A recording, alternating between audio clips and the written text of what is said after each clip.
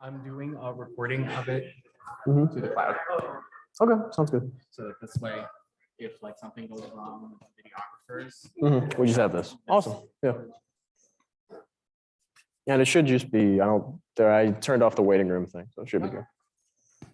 We'll check. Whoa. Here, click participants. Oh yeah, I saw the thing on the. It's me. Woo! That's me.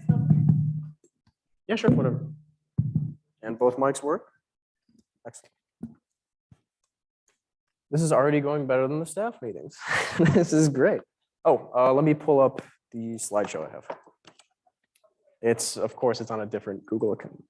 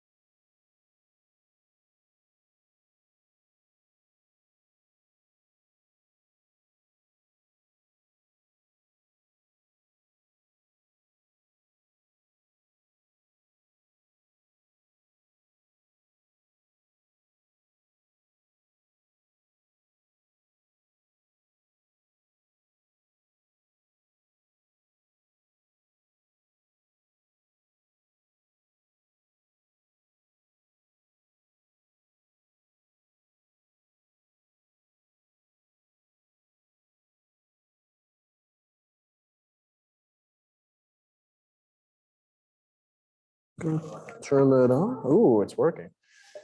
All right. Hello, everybody. And Jackson, can you turn the lights up a little bit, please?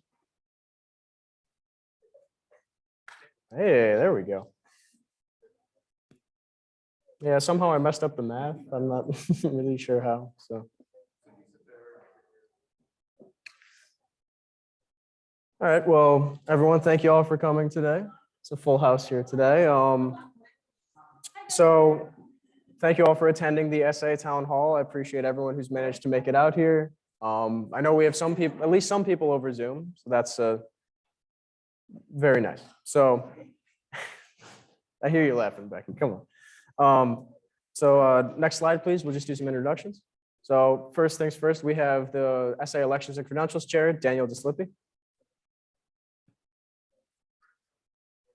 He's opening the doors.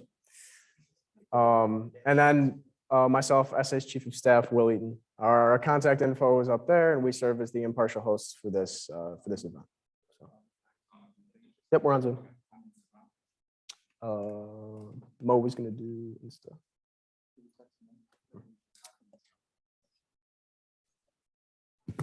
Hold off. So we're just going to stand by for a couple of minutes and then get things going.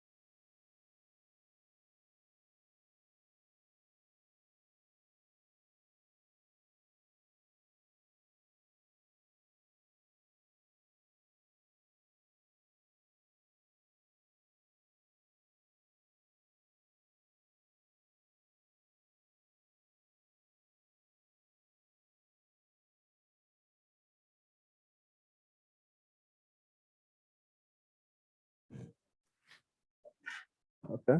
All right. This is working now. All right. So we're ready to begin. Again, thank you all for coming today. We greatly appreciate it. So we're going to run through the agenda real quick of just how things are going to run today.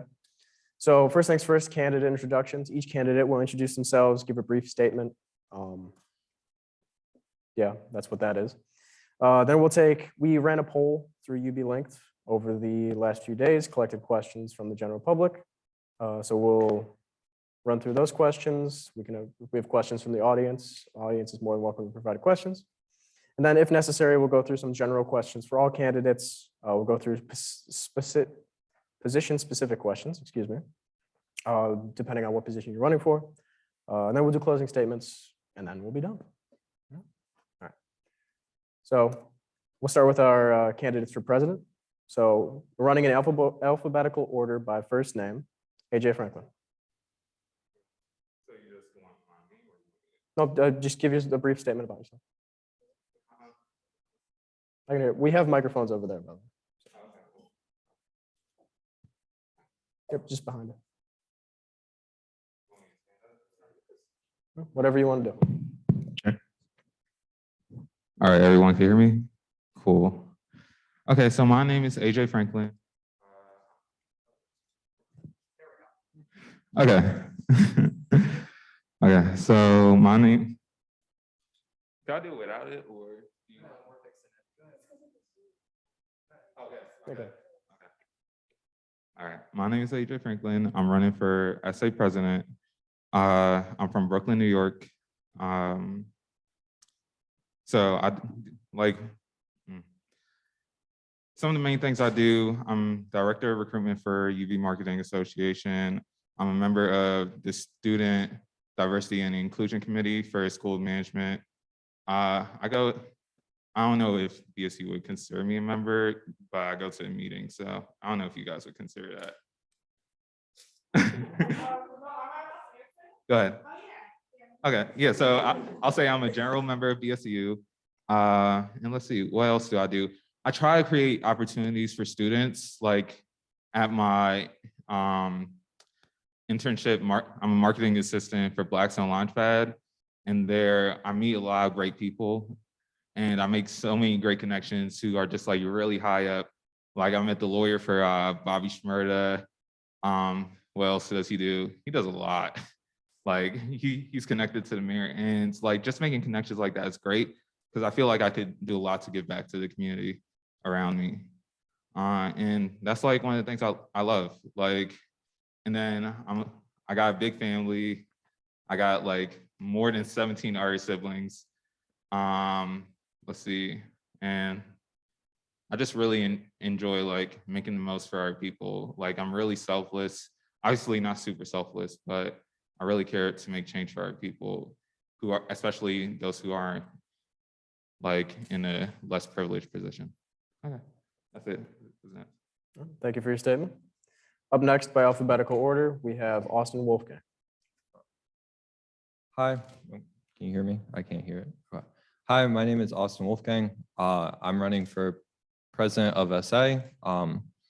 Couple of things I do around campus. I'm the current SA treasurer, which means I work with our clubs to help them pull off events, get their finances due, and make sure we're paying our vendors.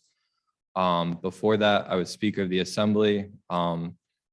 Back then, the school took away our spring break because health and safety reasons and said, here's 15-week semester, have fun.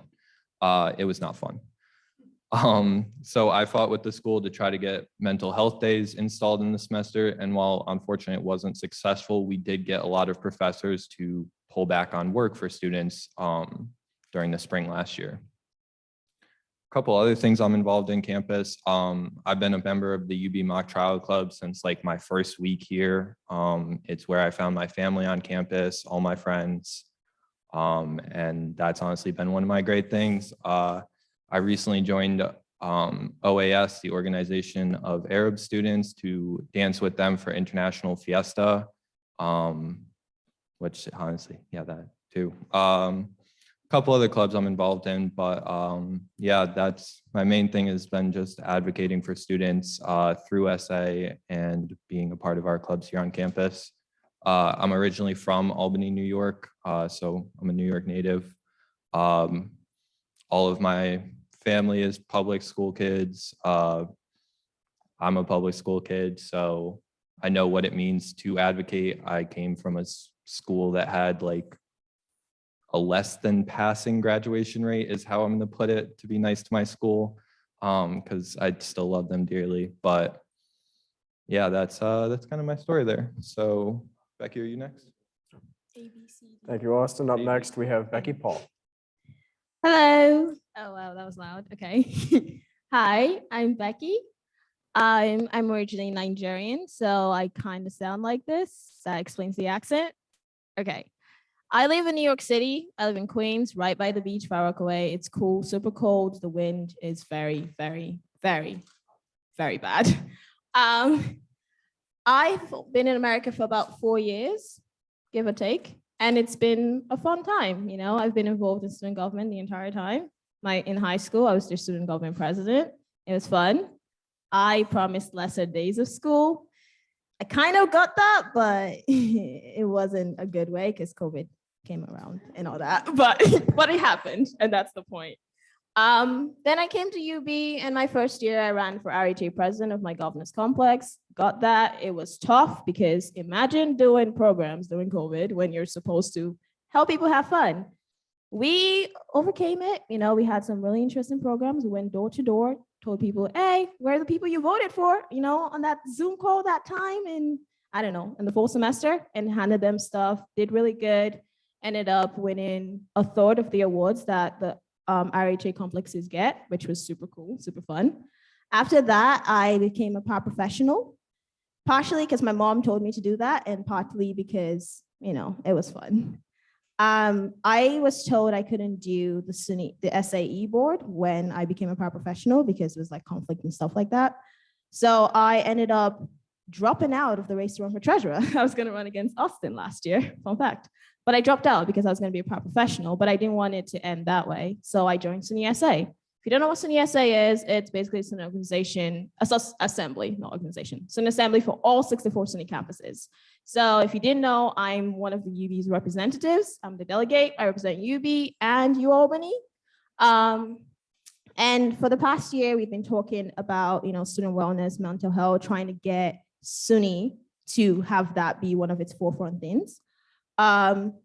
We kind of succeeded in a way, but not completely. There were a few good things, a few bad things. There were a few changes. You know, the chancellor left. Now we're looking for a new chancellor. But just saying that I've been working for students up there, and now I've decided that, you know what, since it's kind of tough to do it that way, like 64 campuses, we're on Zoom. We can't really be in person, meet all millions of students in SUNY.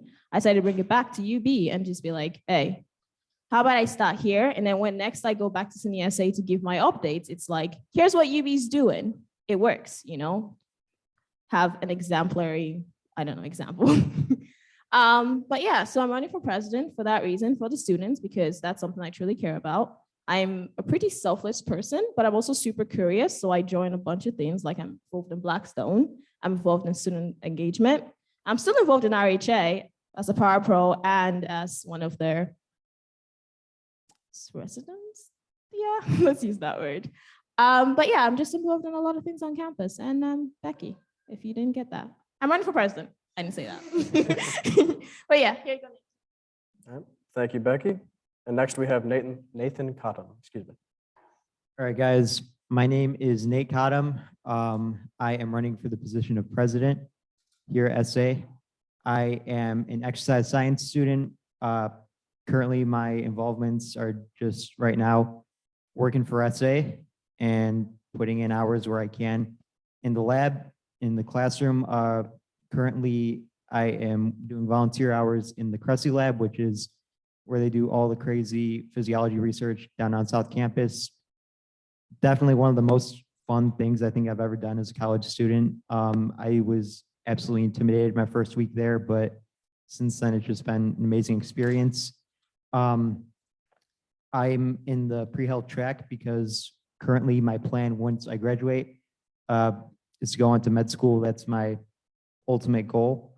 In terms of being involved here on campus, here at SA specifically. I've been involved with quite a few clubs in the past. I was on the e-board for Exercise Science Club. I was on the e-board for Wrestling Club. Sadly, had to step down from that because my position as academic council coordinator, which is taking up too much time along with all my other academic commitments. But the reason I'm running, I'll try and keep this pretty quick, is just that I saw, SA at its lowest, especially during COVID, when we were all arguably at our lowest. It was rough for all. It was rough for me. I'm sure there isn't a person in the room here or person watching who disagrees with that. I've seen SA like almost cease to exist. For those of you who don't know, we've voted the mandatory fee out, back in, and for all we know, that could happen again. So my goal as president is definitely just to try, because I know especially this year, we have made leaps and bounds in terms of coming back from where we were pre-COVID, this being our first year back. But I think next year definitely is our chance to get off the ground running and be put in a position where hopefully this is my ultimate goal for when I conclude, that we can leave SA in a better spot than it was pre-COVID, before all this drama, whatever you want to call it, over the past couple semesters happened. And in doing so, I hope that all the clubs who've had troubles these past couple semesters, because we all got thrown into this blind, I'm sure we can all agree with that and resonate with that in some sort of way, shape, or form. Especially us e-board, it has been rough trying to play catch up, because we've all been playing catch up together coming back from COVID. And in short, I hope to do that. And in doing so, I hope when we do that, when clubs find it easier to do stuff, we can go back to doing what it is people want out of student government. And that's just not, being club co. That involves us having a voice for the students. I think next year, if we get off the ground running, we can absolutely do that, and we can do leaps and bounds. I know we have the dedicated staff here at SA, both students, both pro staff, to get it all done. And I'm very excited, regardless of who wins, to see what comes to that. Thank you, Nathan. Next slide, please. Up next, we have in alphabetical order by first name, Alexandra Quetlayo. Hi, everyone. Oh, is this good? Okay. Hi, everyone. My name is Alexandra Quetlayo. I am a Mexican-American born and raised from the Bronx. I am a current junior studying psychology on a pre-med track. And just a little bit about me, I am always very strong about advocating for those who don't have a stronger voice. I believe SA has a platform to amplify the voices of the undergraduate student body, and it could be done in multiple ways by hearing them out, different surveys, just trying to get the input from them. And I could personally say that I've been on the other side. I have been the secretary for the Latin American Student Association for a year, as well as the vice president for one semester. I sadly had to resign from my position due to personal reasons. But despite that, being on the LASA e-board definitely opened my eyes to see the in-club relationship within SA. So it's definitely a different view to come in with. I could see a lot of changes that could be brought to SA or just empowered, honestly. I want to bring up how I was really quiet before. Before coming to UB, I didn't really do much. I'd be involved in my student government in high school here and there, but I wasn't as involved. I was part of the National Honor Society. And I was the project manager there. So basically any of our volunteering events, I would be organizing them. I'd be in contact with the directors of whatever we're going to be doing. And I would be arranging times, dates, and locations on what we would be doing. As well as I believe it was my junior year, I received the invitation for my internship known as Micro, which is basically a nonprofit where we build 6-foot-tall museums and place them in public areas. So like hospitals, libraries, places where you won't usually find a 6-foot-tall museum. I mean, you wouldn't really find them anywhere, but we would have our first museum, which was the smallest museum. I got the internship known as a micro explorer. And basically I would just try to reel people in and give them a tour about the mollusk museum. And it was hard because, like I said, I was very quiet. But doing this internship definitely gave me a stronger voice and definitely gave me the confidence to be able to talk to more people, open myself up. And through LASA, again, I was able to build that up even stronger. Sadly, during the COVID times, it wasn't as flourishing for myself because it was COVID and, you know, our events couldn't go through, budget was a little weird, but we still managed to put on one of our well-known events, which was our banquet, which is usually held in the fall, but we, due to COVID, we held it in the spring. So we were very happy that we were able to pull through with that event that we're very known for, despite being in such a hard time. And when I became vice president for the club, I can't thank this club enough for giving me the platform to give a voice to the Latin American community at UB. We're not very open like that, and it's very rare to see us, but once you know that you come to LASA and you see them, it's like I'm home. And that's what I want to also create with SA. I want to create these homes and these families that people have forever. Like these relationships are, I don't know about you guys, but like personally, a lot of my friends are from these clubs. And if it wasn't for SA, those clubs wouldn't exist. These people, these relationships wouldn't be able to happen if it wasn't for SA. And I definitely want to continue giving that environment to others because I was able to flourish. I was able to become the person who I am now with a stronger voice. And I want to give my voice and use the ones who aren't heard. I want to use that to empower them more. So, yeah.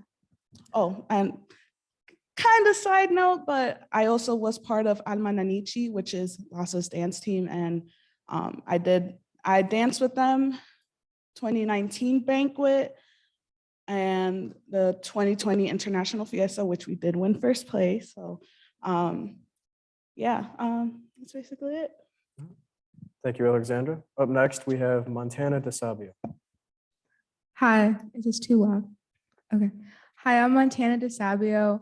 I'm a Buffalo native and I'm currently a sophomore majoring in history education.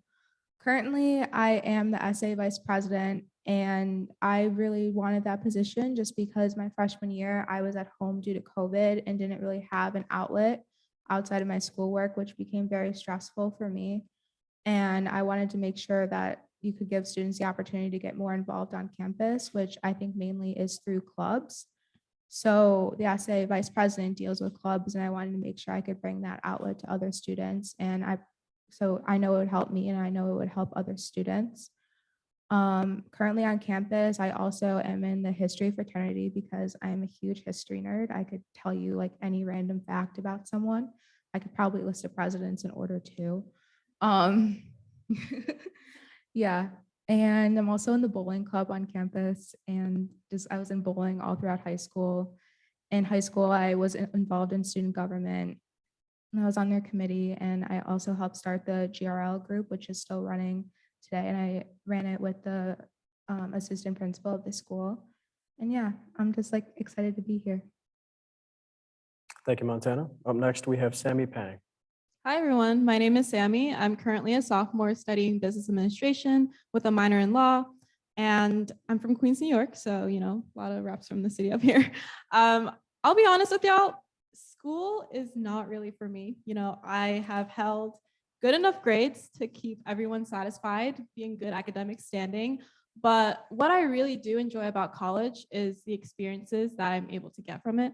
That means being involved in clubs. Currently, I'm the vice president of operations of Alpha Kappa Psi, which is basically a business fraternity. I'm an orientation leader, embarrassing, but yeah, I was an orientation leader. I'm now an orientation team leader. And when Becky asked me to run with her as vice president, you know, weeks ago, I was like, I don't know. Like, I don't really know much about essay. I don't know like if this is for me.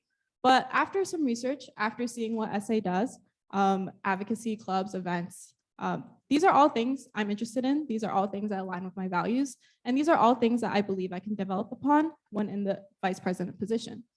So a few weeks ago, I did actually join SA as an outreach coordinator just to learn a little bit more about the position and SA.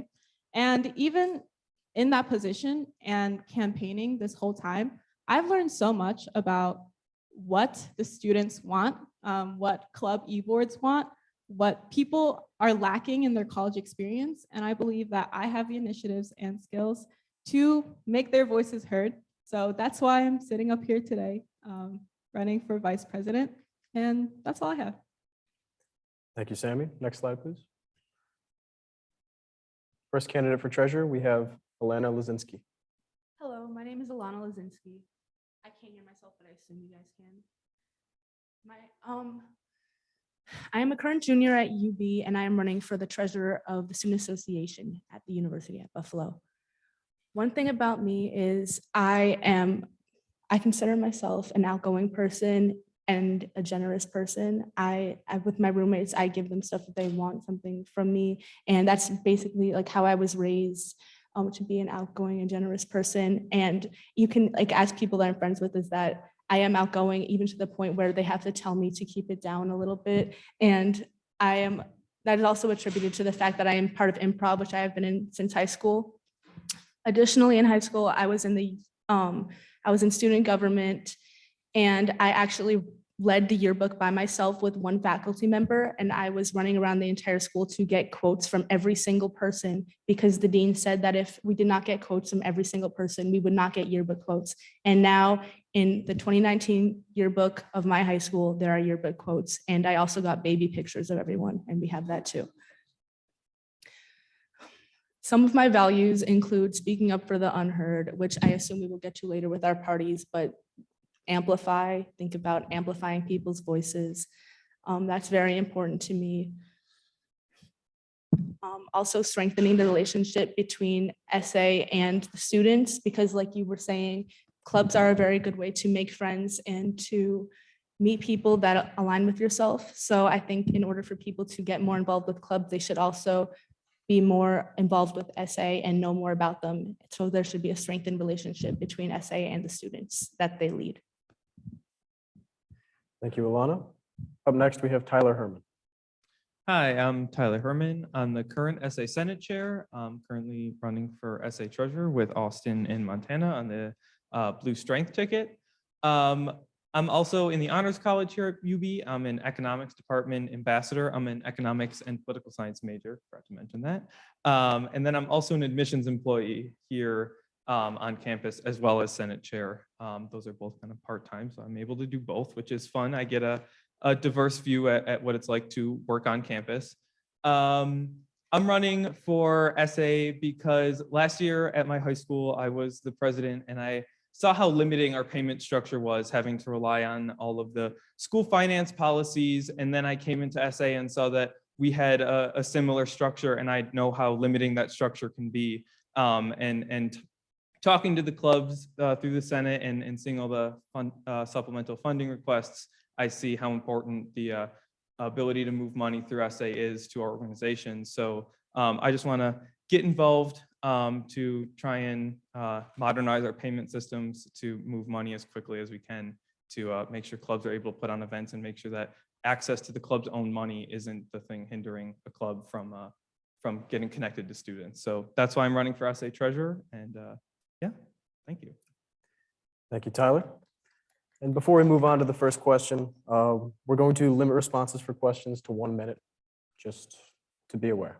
And moving forward, we do have some questions for all candidates. We have some questions for specific positions as well. So I'll denote that when I tell you the question. So moving on to question number 1.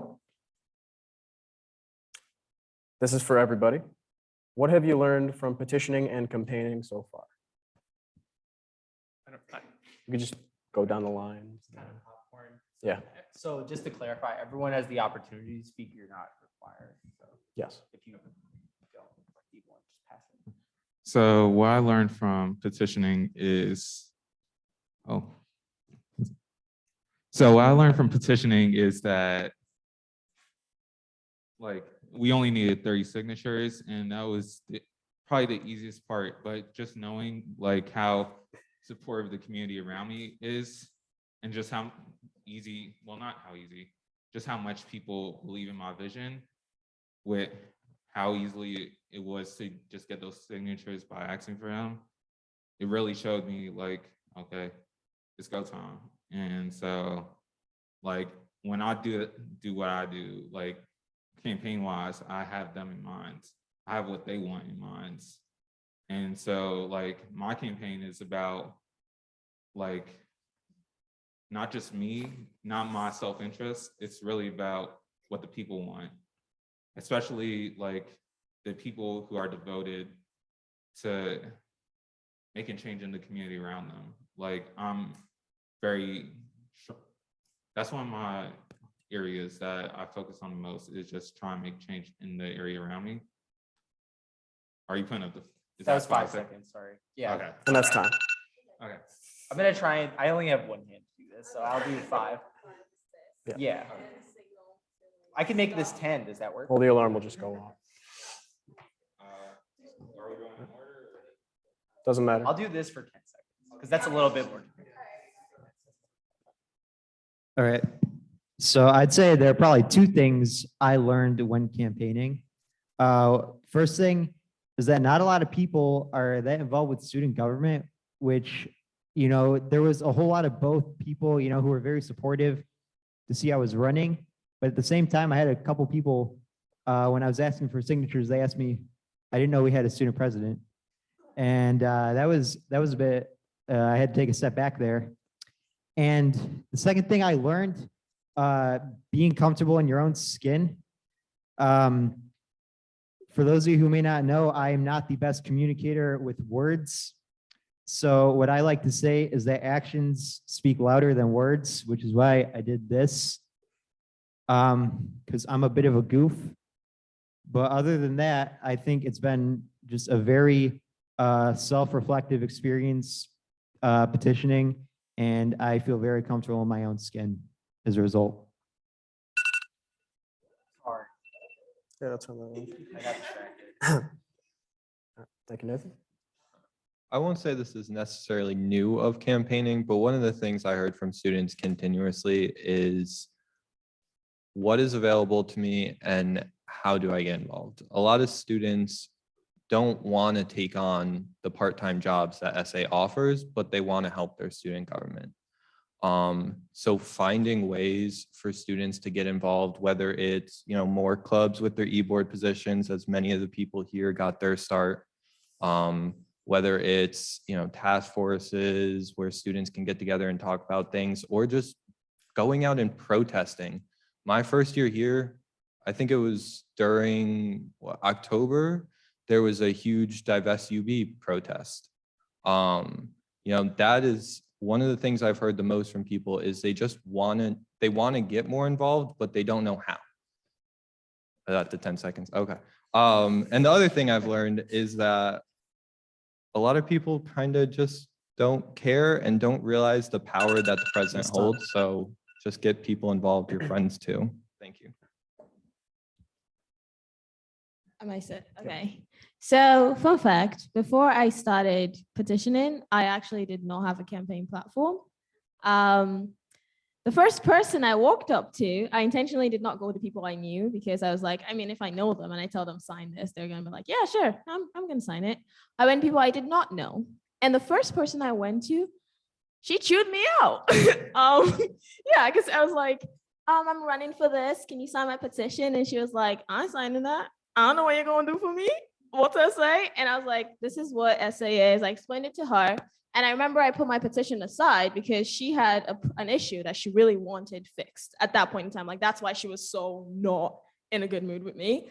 Turns out she had been trying to get a certain workshop done, but she had tried to go through the school and it wasn't working. And I put aside my petition and I was like, hey, SA can help you do this. I sent her to the right person. I referred her to our assistant director for health and wellness. And now he's working with her to get that done. But that's how I developed my campaign. Sorry. Okay, so when campaigning, I spoke to three kind of different groups of people. I spoke to current SA members. I spoke to people outside of SA or are minimally involved in SA. And then I spoke to like e-board club members to see their perspective on SA and how, their relationship with SA is doing right now. Student wellness, community, all that stuff is already, like sustainability already done around campus. It's just no one knows about it. The Office of Sustainability currently is running a food waste campaign or trying to, but it's not getting out to the students because people who are like maybe 20 years, 30 years older than us, they don't really know how to communicate with the general student body. But that's where SA's strength is. I learned that SA is the best way that students can communicate with other students to help us all accomplish goals that we all care about.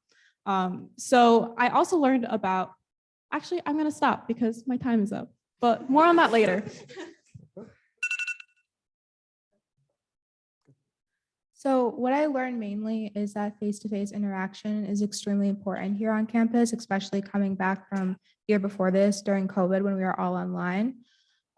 Just like hearing students' problems, and if they didn't want to get involved in SA directly, just telling them that we have over 100 different clubs in SA and just providing like a platform from them and like hearing their concerns or things that they want.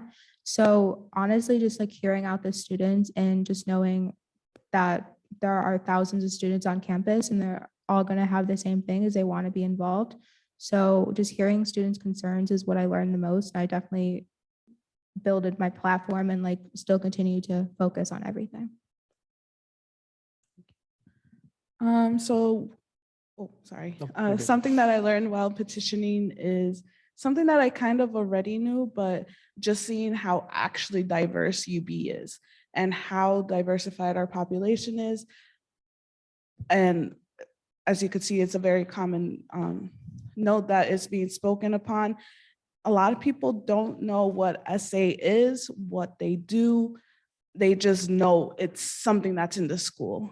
And the thing is, SA has such a large platform that they could easily use it to, help these students out and get all these unknown things that SA does out there. And something else that I learned from campaigning is just how much the students actually want and need and how little they're being heard. So yeah. So one of the biggest things that I learned while campaigning is how important it is for SA to clearly communicate with the students about what it is and especially how we do things.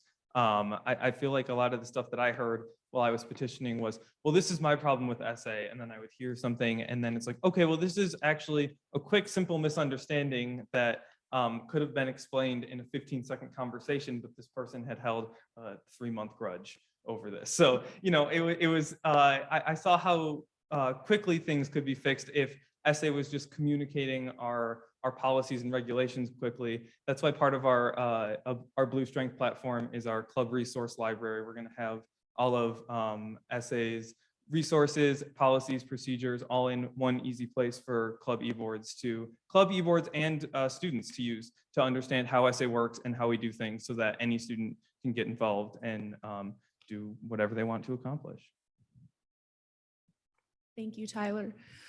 For me, petitioning for my position to be able to run for treasurer is less of something that I learned, but more of an emphasis of prior knowledge. For instance, taking initiative, as I had mentioned, when you first learn that you have to get 30 signatures and UB numbers, it's a little bit intimidating, but when you get yourself out there, you ask people. I didn't, like you were saying, you don't want to just ask people that you know, because that's an easy signature. Like your roommate is not going to say no to you, but you want to go outside and ask people that you don't know. And you learn about people, what they want that way. For instance, like Springs Fest, people were asking about Spring Fest. There was a variety of things. People were asking if Thanksgiving would be canceled. I was like, Thanksgiving is not going to be canceled. I will make sure of that, but it is already not canceled. And again, my initiative is part of the reason why I have made Dean's List. Thank you. Thank you all very much. Up next, Dan has a question. I have a question for the Instagram Live. Do I get a mic? Oh, yeah, we have them all here. Ah, good old Price is Right, Mike. There we go. Okay, this question's for treasurer candidates. So whoever wants to go first, we can start passing the mic. Or you have it already? Okay. Many sports clubs at UB have trouble with SA and with its slow processing for certain POs, orders, and contracts. How are you as a treasurer going to improve the system? Okay, yeah, I can answer this. So I know our current SA treasurer, Austin, is working on a process to pay our referees faster. He's currently talking to our fiscal agent, FSA, about that. I know that there have been problems about that recently. I've just heard through the grapevine. So if that's what you're referencing, we're already working on that specific issue.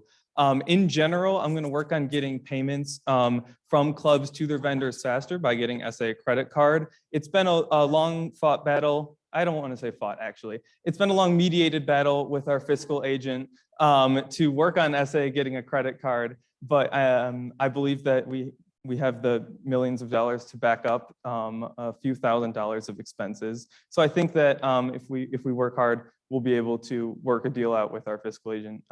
And I think that that'll solve a lot of the problems that our clubs are having, especially sports clubs, like I mentioned before.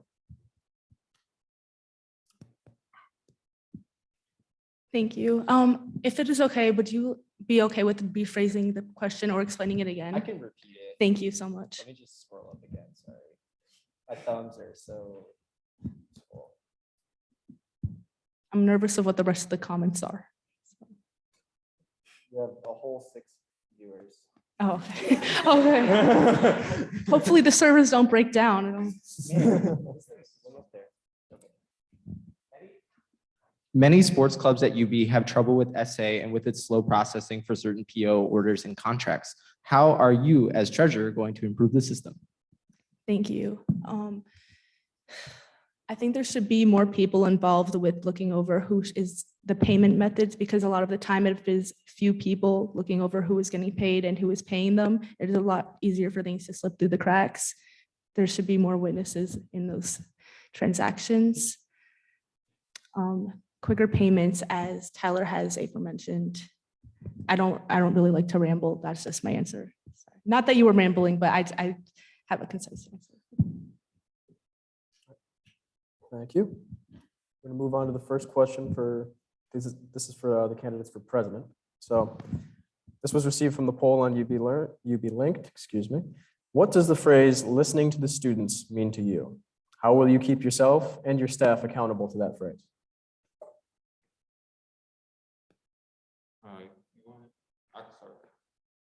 And if anyone needs the question repeated, I can just repeat it, just ask.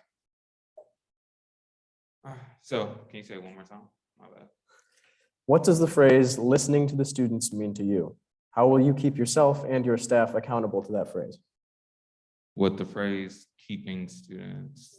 Listening to the students. Listening to students, what that means to me is what my campaign name means, amplify.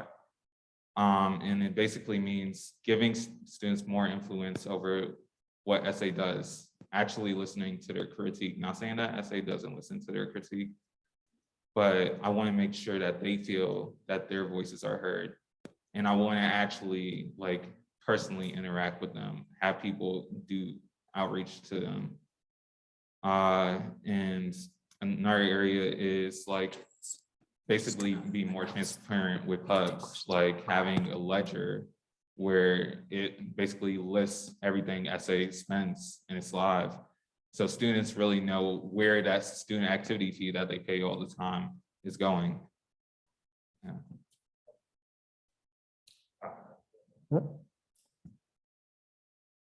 So first, just to address, we do have a general ledger on the SAFE website. It is live. So the second a club or me puts in information, it is available to all students and the public.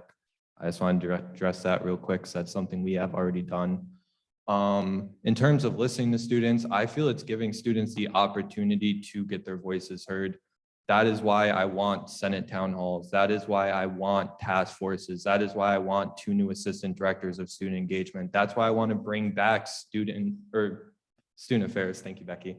But that's why I want to bring back public pressure campaigns like UB, like Divest UB, calls for mental health, not just of the SAE board calling and asking the school to do it, but literally students out on Mary Talbert demanding that the school put more resources and improve the processes for mental health, more focus on sustainability, but we need students to get loud, and this is about giving them the opportunities to do so.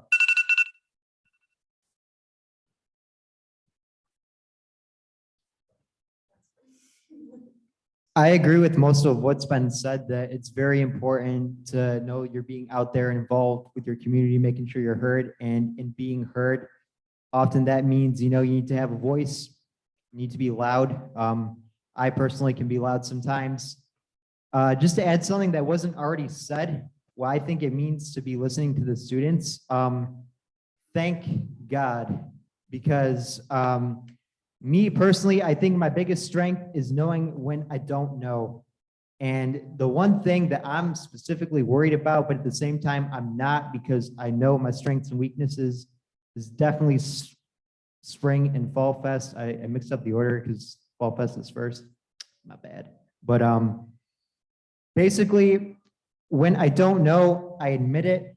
And I, at the same time, would love to hear what everyone has to say in terms of Fall and Spring Fest. You want Kanye? Let us know you want Kanye. You want DJ Lance Rock and the Gabba Crew? Let us know.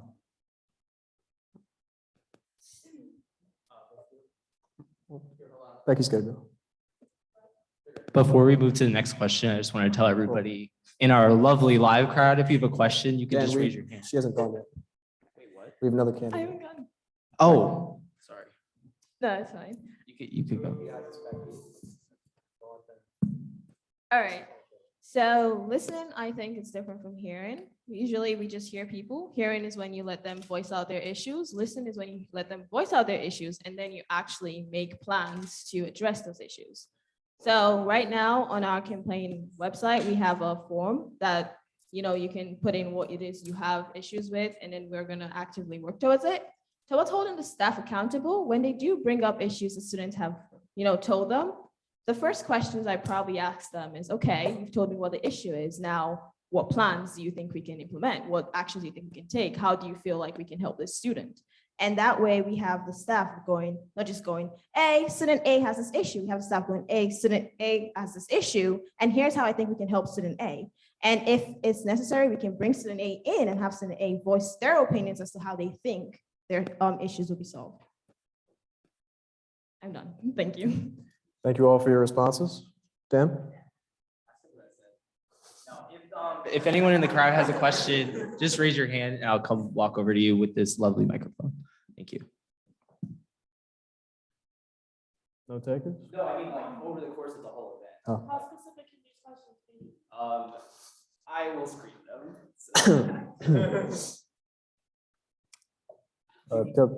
So we'll go into the second question received from the poll for president candidates. So being SA president is a big responsibility to take on. How familiar are you with SA structure, its limitations, and how qualified do you believe yourself to be for the office? I know that's a lot, so I can repeat it if you need to. Okay.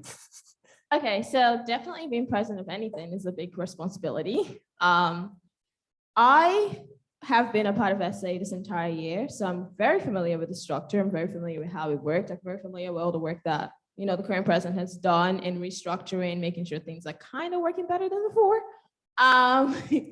It definitely has limitations in the fact that it is a student organization. So when things need to be done, you still have to go through university, and sometimes university says no, and there's not really much you can do about that. You can argue about it with them, provide compromises, but there are certain times when if they say no, that's it, like with the storage issue that clubs are currently having.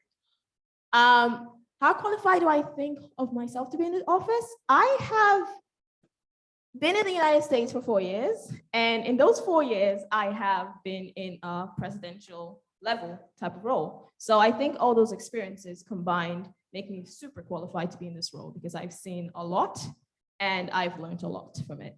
Thank you.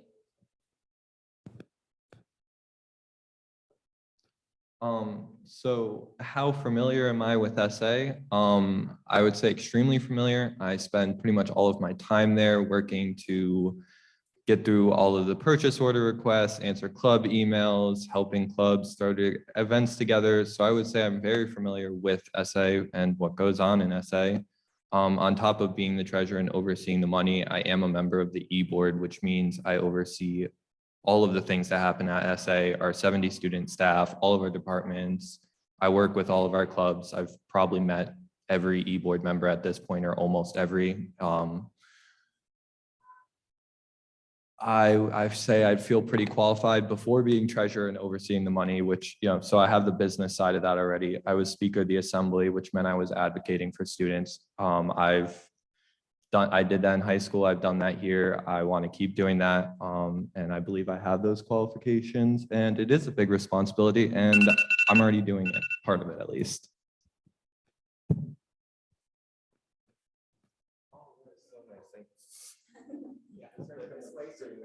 Oh, okay, cool. Thank you, Jackson. So I would say, let's see.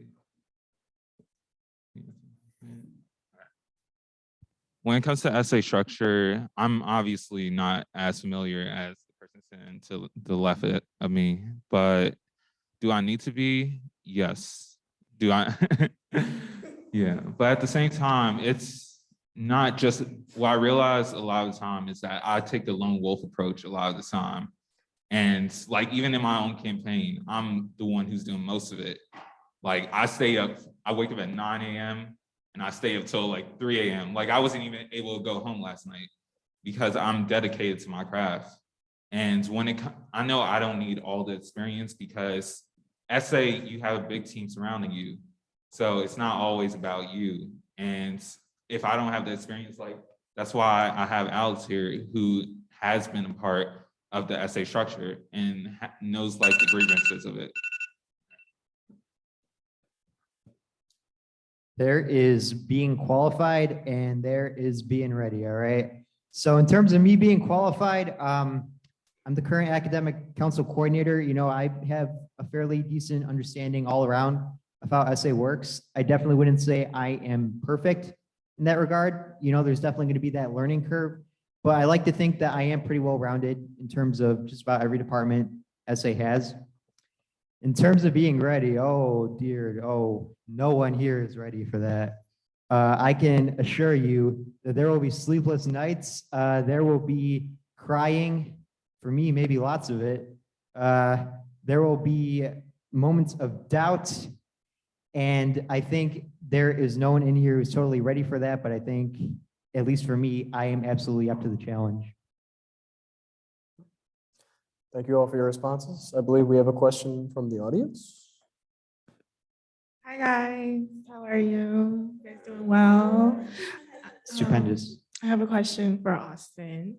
So Austin, you mentioned how you'd have a lot of new ideas for like how you want to restructure things or new things for like student affairs with like mental health and things like that. But given that you are currently on the e-board, what has stopped you from like trying to accomplish those goals now, or at least bringing them up to your student affairs department? Or like I guess, why not now? Why wait till you're president next year? That's a really great question. Thank you for asking.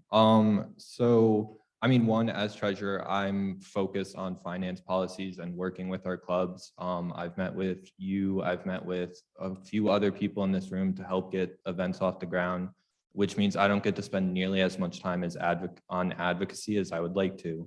I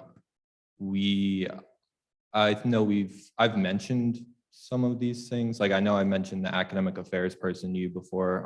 Unfortunately, I'm also not the president. Those things have to go through the e-board, and we have that structure. And ultimately, we also only have 1 year. There's only so much you can do in a year. That's why I'd like to have a second year so that I can take everything I've learned this year and keep building on top of it. Because at the end of the day, 365 days is not a very lot of time to learn everything That's about time. a I company. didn't And hit the button on there. That's time. oh, sorry, Dan's hiding.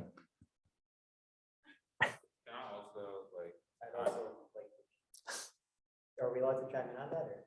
Yeah, can I comment on that? Yeah. Sure, go ahead. So like obviously I don't have his position, so I can't speak for him on his part. But like when it comes to mental health resources, there's a lot that students don't know about. And then it's just like everyone, a lot of people I meet, they're like, oh, the resources aren't there. And in some cases that's true, but it's not always true. And I have figured it out myself. And I know like it's not 24/7, like you meet with a different counselor every time and that doesn't work for everyone. But I also realized that SA doesn't necessarily need to have those resources. Like there's companies that are willing to work with the Buffalo community outside of SA that we can help promote, that will help do it for free. Okay, that was my point. I would kind of like to come to the defense of Austin and Montana and Nick a bit and share my experience, more or less them being my bosses or unofficial bosses. I'm at the mercy of them all year. All three of them, this doesn't necessarily just include them. It's not an exhaustive list. They are overextended. They are not being paid hourly to do that overextension. That is obviously, that's not an exhaustive list of why I think it is what it is right now, but to some extent, that is the nature of student government. You know, you have 1 year, you have college kids who are stressed with COVID now, coming back from all this blind, like many of our e-boards, because we've had so much transition. We're all trying, we have the heart, and we just got to give it time, I think. We're going to limit just to presidential candidate. Did I turn this on? Yes. Are we all jumping in on what's wrong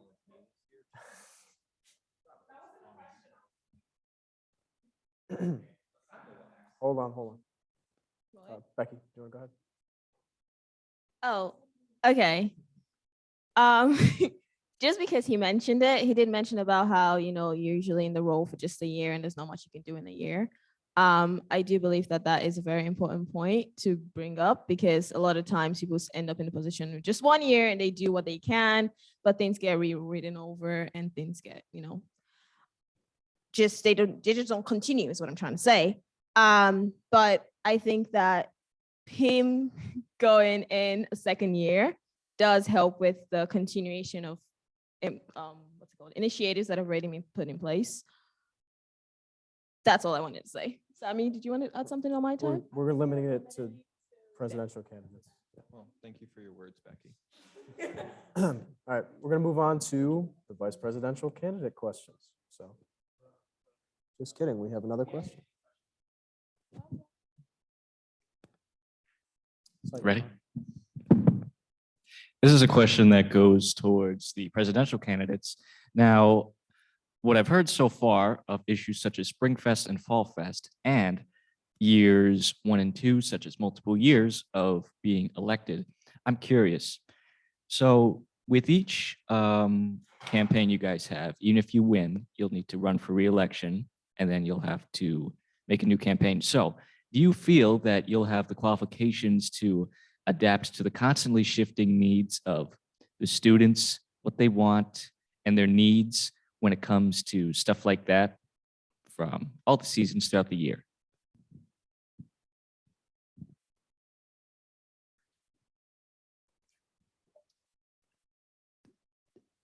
So to answer your question, it's specifically asking about Spring Fest and just in general, how, especially with how that's hectic, how I plan and how all of us plan to keep up with the times. So I definitely think it's going to be hectic planning Fall Fest and Spring Fest. One of the craziest things I have learned just seeing everyone in SA do stuff is how expensive some of these artists are. And that's definitely a bit of the rate limiting factor. I absolutely feel qualified to say I will be listening to the students, and this year's Fall and Spring Fest will be more indicative of what the UB community wants than it ever has before. But I also understand that I will not be perfect, and some people may not be happy with me at times. And I can sum that up with a quote from the late Scott Hall: "Bad times don't last, bad guys do. If I got to be the bad guy, I'll be the bad guy."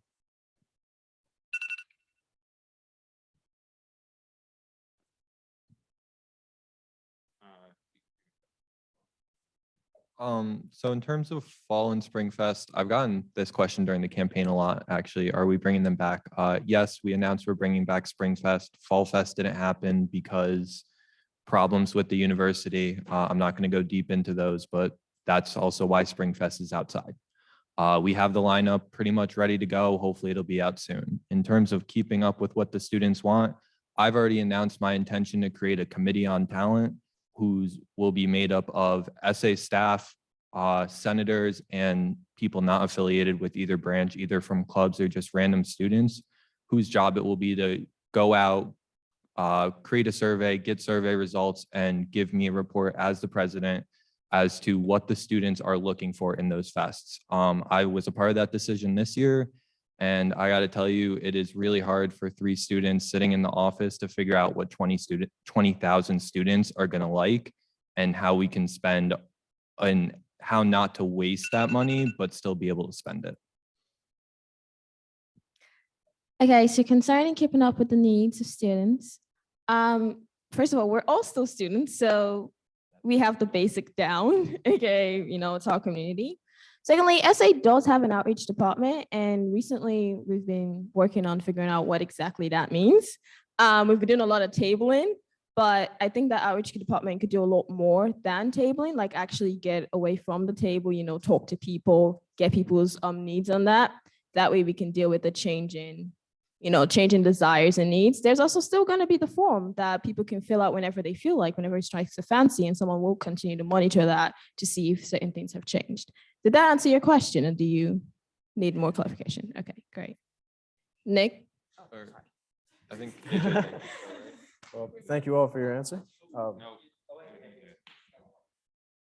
Yes. So it was Spring Fest, Fall Fest, and then. Okay. Well. Okay. When it comes to Spring Fest and Fall Fest, I think honestly, I don't know how hard that process will be until I sit in that office. But I know that UB has a great network. Like the connections we have is crazy. And it's really about utilizing your connections. And I feel like it's easy to get those big artists once you have the connections. Like working at Blackstone Launchpad, you meet people who own some of the biggest businesses in the country and in the world. And so from that aspect, I think that wouldn't be too hard. And when it comes to reaching out to students, that was it, right? Student outreach.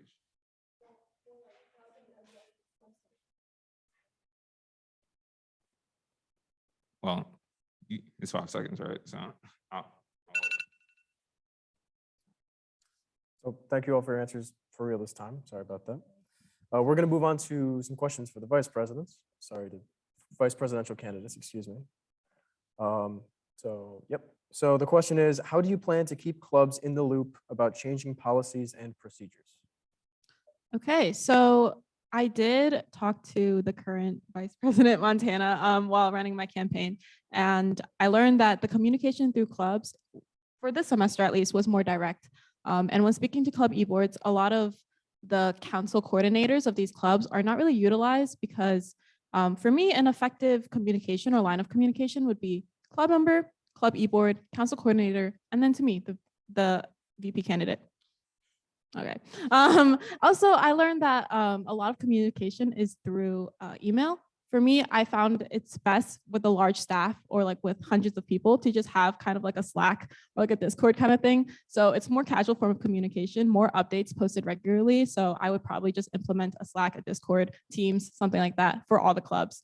And then really train and make a relationship with my council coordinators so they're aware of how to communicate with club members and bring that information back to me, but also making myself available if they're lacking in that skill. So keeping clubs in the loop about club policies, we actually started working on club policies this year, which should be passed soon, hopefully. And honestly, we started by just reaching out to clubs when they go to their council coordinator meetings and just seeing what changes they would like to be made is the first thing. I try to send weekly emails, which I want to continue to do that. And honestly, the coordinators, I do biweekly meetings with them and they express the e-board's concerns to me. And I would like to then talk to the e-board or figure it out myself and just see how things could change for clubs or how can I address their needs. I'd also like to put in the Blue Strengths statement, we had all the policies and the club resource policies on the SA website just for easy access. And again, I'd like to keep myself available. I mean, if you see me in the office, sometimes I'm like running back and forth between like the receptionist desk and like my office. So yeah.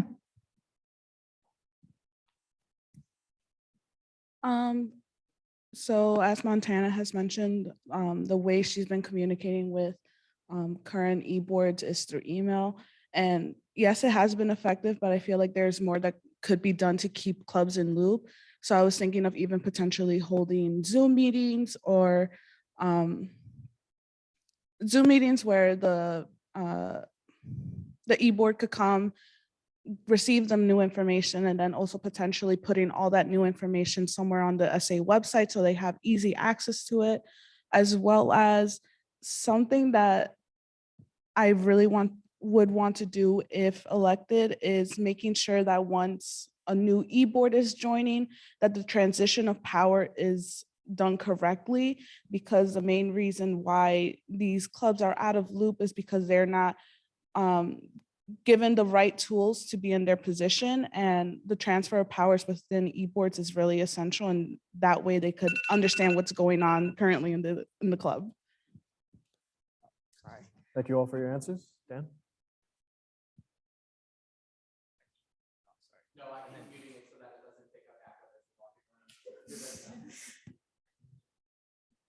Right, is this working? Okay. So I think this is a bit of a deeper question. It might take a second. My question is, I mean, everyone can answer it, but it's really directed towards the presidents. I like how Becky earlier in that question came back to the point of that in regards to not just Spring Fest and everything, but how they have like a platform where students can voice out their concerns. I feel like, not throwing fire or anything, but all the candidates right now are looming over the point of Fest, just running around certain things that are happening already with SA that we're already doing. But what do you guys believe is something you're doing for the students rather than just party here, party there? What is something that you believe is, so it'll go back to Josie's point of like, in regards to mental health, or something that you believe you're doing for the students rather than something that's already been happening in the school for years? So thanks for that question. Remember how I said when I tried petitioning, I got chewed out? Well, that is where my campaign platform for the students came about. The main goal is actually to increase the advocacy part of it all. Right now, the current e-board is working more on the events, they're working more on restructuring. We want to work more on advocacy because a lot of the issues that were brought up were not things that cater more to fun per se. It catered more to like, you know, psych services is clogged up. I tried to get an appointment. I have to wait 6 to 8 months. This is legit. I could show you the email. You know, that students care about that. I have issues with finances, and I'm not the only one. There's a very high chance that if I don't learn, I'm going to commit tax fraud, but y'all didn't hear that. Point is, these are things that students actually care about. This is not just events, not just having fun. Yes, we'll still have them have fun, but now we're also going to include things that, you know, cater to different aspects of their wellness, occupational, you know, mental, and all that shebang. Good? So thank you for your question first. So one of the new things I want to introduce is the presidential advisory task forces. The first of two are going to be focused on our student workers. Right now, undergraduates on campus do not have anyone, or undergraduate student workers don't have a group that advocates for them like graduate students have the Graduate Student Employee Union. The two task forces, the teaching assistant and the student workers task forces, that will be their jobs, is to make sure that we're advocating for student employees on campus. Same thing with the assistant director for international student affairs.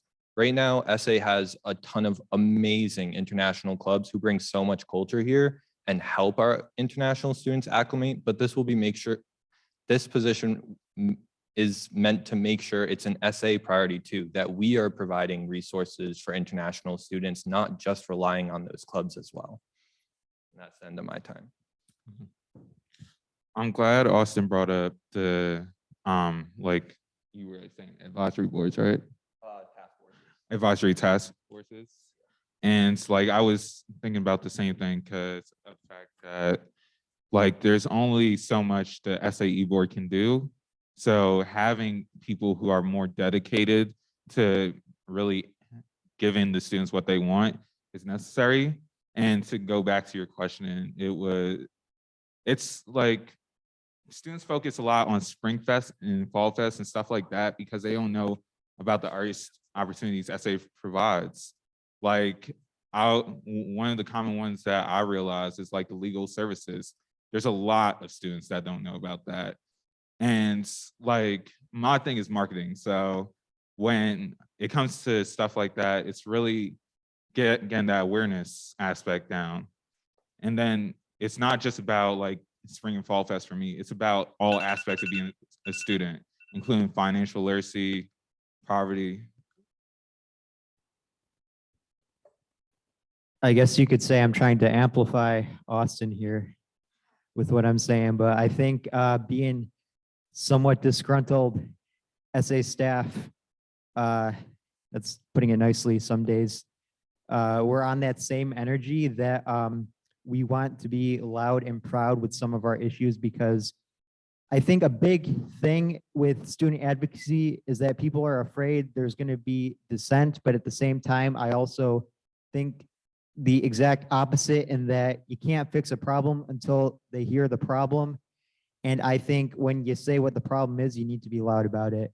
I think we have a lot we can do with mental health. I think we have a lot we can do with student advocacy, specifically CDS. I know that's a big issue. And I think we also need to, in a way, put our money where our mouth is. I hope to potentially look into some of the ways some of our SA staff are paid. Thank you all for your answers. Thank you all for your answers.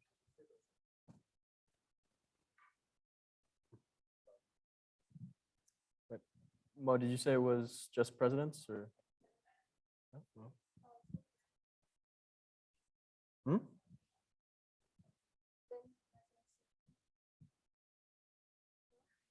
No? Excellent. All right, we'll go back to Vice President question number 2 from the poll. Have you ever been on a club e-board?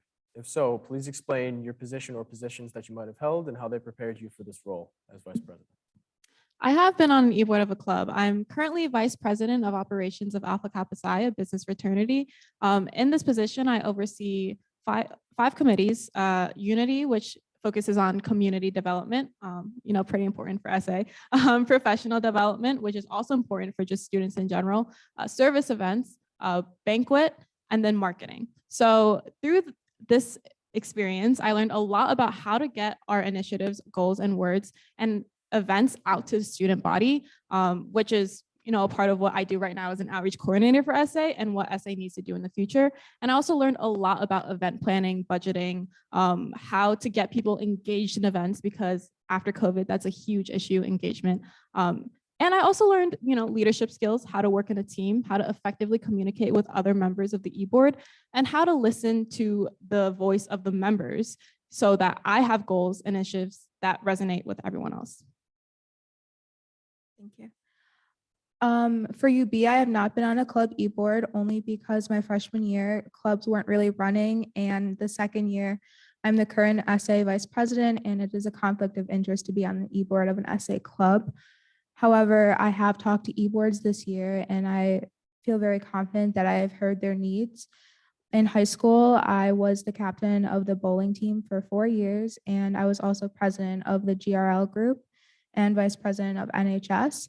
So honestly, I have not, but I am in bowling club here on campus, and I've definitely tried to reach out to more clubs like Photo Club and Advocates for Girls Education. Thank you.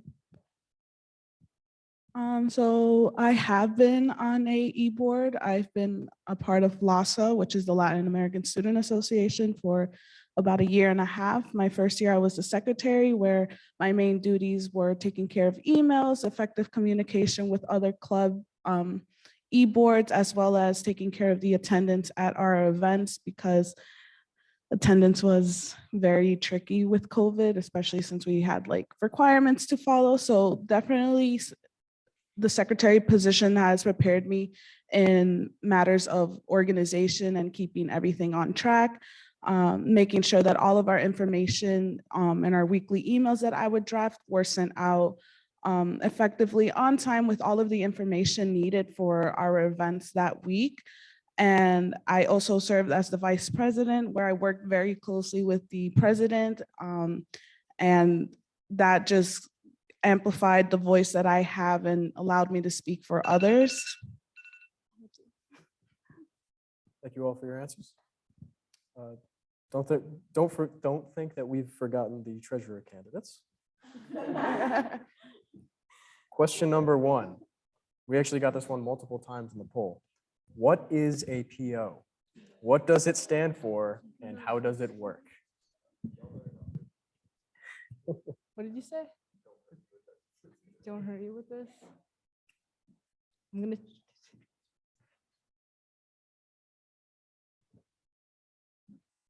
Whenever you're ready. Hey, thank you. Honestly, I'm big enough to say that I will answer honestly, and I say I do not know what it stands for.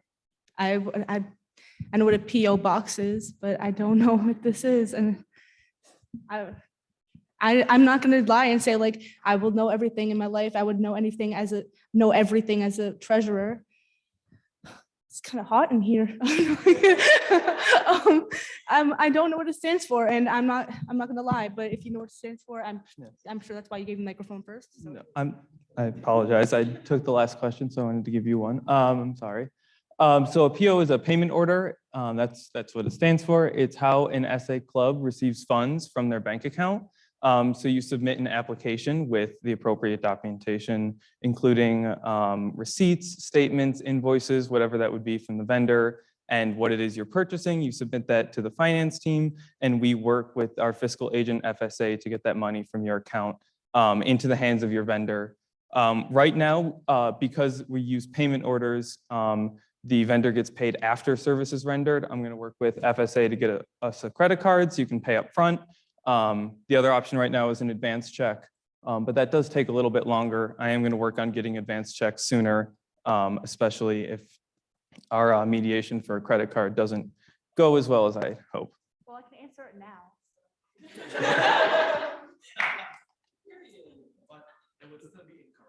No, but wait, is that the wrong answer? So a PO. Oh, payment order stands for payment order.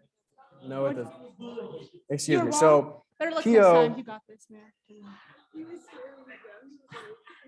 So PO stands for purchase order. Purchase order. I apologize. Not a payment order. It was a purchase order. I apologize. Anyway. Jeez, I feel a lot better now. Do we have any questions from the audience? I believe Nick has. Can we verify that I got the function correct? I got the function correct. Okay. We can verify I got the function correct. I Okay. apologize. It is a We're purchase gonna order, not move a on to payment the- order. We're gonna move on to the next question. I apologize, Austin. Dan picked Nick first, so we'll do Nick and then you, okay? Hello. Hey, everybody. Hey. So first things first, I know we talk a lot about Spring Fest. So I want to defend my team a little bit because this year we did send out surveys to all the students to get students' inputs. And out of 19,800 students, we only got like 1,800 inputs. And based on those inputs, those are the artists we try to bring within our budget because we're realistic. So I want to defend my media marketing team and my outreach team who are out there tabling. So question now. So this goes for all candidates. Could you please talk about a new idea from ground up that you want to start, how you're going to implement it, and how you're going to connect it to the students? Yeah. Could you please talk about an idea pertaining to any one of the pillars that you're going to create from ground up? How are you going to implement it, and how you're going to get it to connect with the students? You said pertaining to 3 pillars, correct? Pertaining to either of the 3 pillars.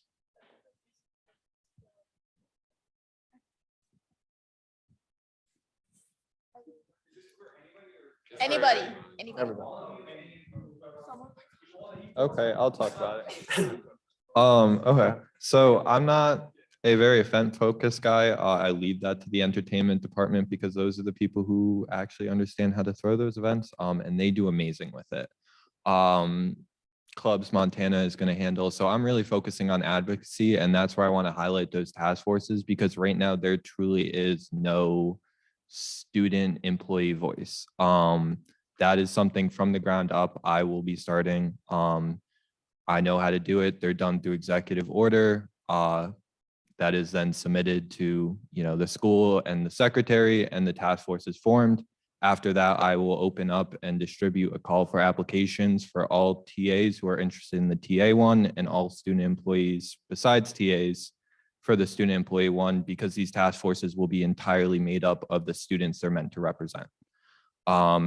They will be tasked with providing me recommendations, and at the end of the semester, providing me a full report on the state of student employees. Go ahead. Oh, did you want to go first? No, I was just gonna pass it Okay. to you. My bad, sorry. My bad. I'm just so angsty to answer this. So I definitely think it is very important to give students the voice, but I am going to answer this for myself because I think I have a cool answer here. And that is Dairy Fest. For those of you who do not know, there is in my hometown of Springville, New York, or at least there was this event called Dairy Fest. It's like the fall fest we had here, or the fall carnival, my bad. All the sketchy rides you think are going to kill you, plus baby cows you get to pet. All right. I don't know about you, but when I met that baby cow one day, it just resonated with me. I felt complete. Sadly, we can't actually do that because SA has a ban on buying livestock. Some rogue president tried to buy a bull one time. Fun fact. But yeah, but just know that your boy is a wonderful bundle of joy and he likes baby cows. Thank you. Thank you. All right, this is the voice we need. But also vote me. I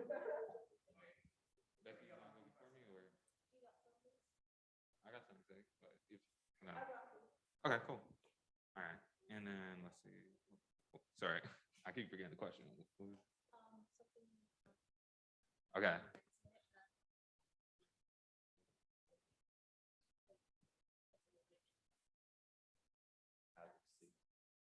Okay.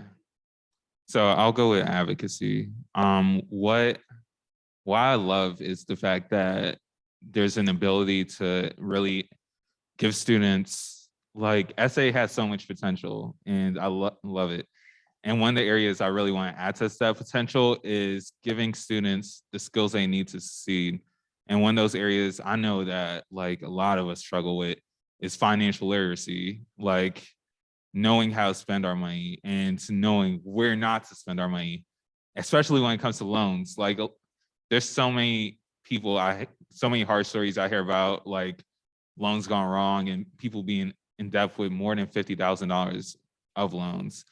And so like and it's really easy to do, I feel like, because you could get professors on campus to do it who will probably even do it for free. So it's not even like you have to get the budget to do it. It's just having that network there.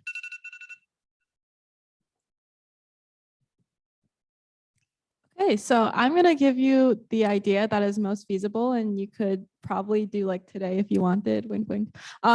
So right now, SA has no policies on recycling or anything that makes the office more sustainable. In the media marketing office, I try to recycle, and I'm like, oh, there's only one trash can. So I would say, like, just around the office itself, more sustainable practices, having an option to recycle, making a lot of the paper, like no paper copies, making it all digital, and then once like we take inventory, if I get voted into office, of all of our promo items, how much of that is sustainably sourced? How much of that is recyclable? Take inventory of all of that and then make it a goal to, by the end of my tenure, at least have a good percentage of it, I would say 80% sustainable, because I think that's very important. If we're gonna talk about being sustainable, SA better practice that itself.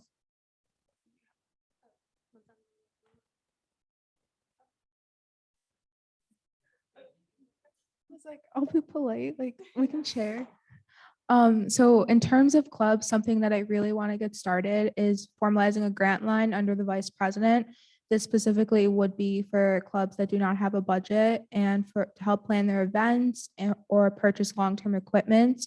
And I think personally, this would be something great for the vice president just because they really understand what clubs need and basically like they're there for them. Like you are in this position because you want to help the clubs as best as they possibly could. So one of the things is giving them money so they can plan and host their club.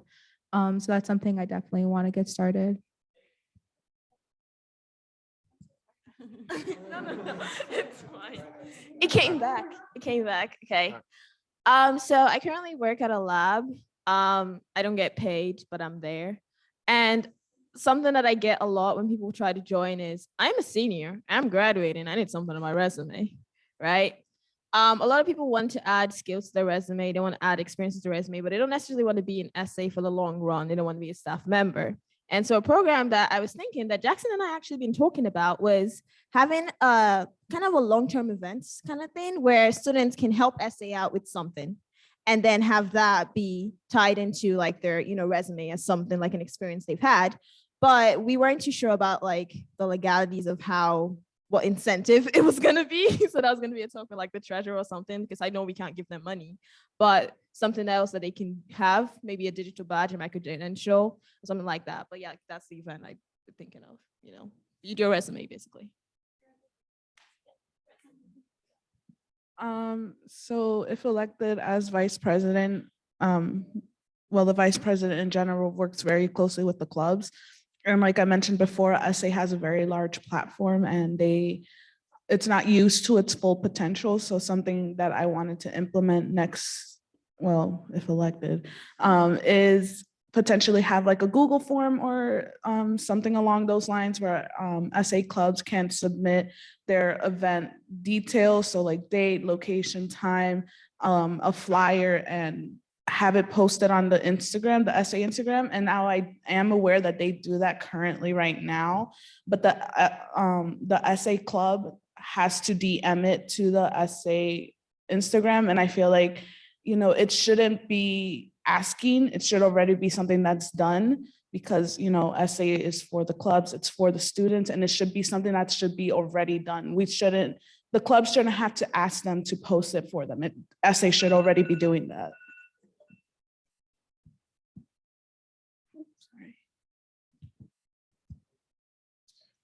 So whoa, sorry, that was really loud. An initiative that I would make sure that SA was working on would be a club resource library, like I mentioned before, to make sure that clubs know how the e-boards should function, know how the e-boards best function, know how to get help within SA. Also make sure that we increase the club relations with the executive resources of SA, including the media and marketing department and our advancement of the procurement department, which I guess I couldn't necessarily say that I would build from the ground up. You just announced it at the last Senate meeting, Nick, but I would definitely make sure that we built it. We would be hiring the first permanent staff for that department next year, and I would make sure that we got that department built up to alleviate some of that pressure working with vendors from the finance staff.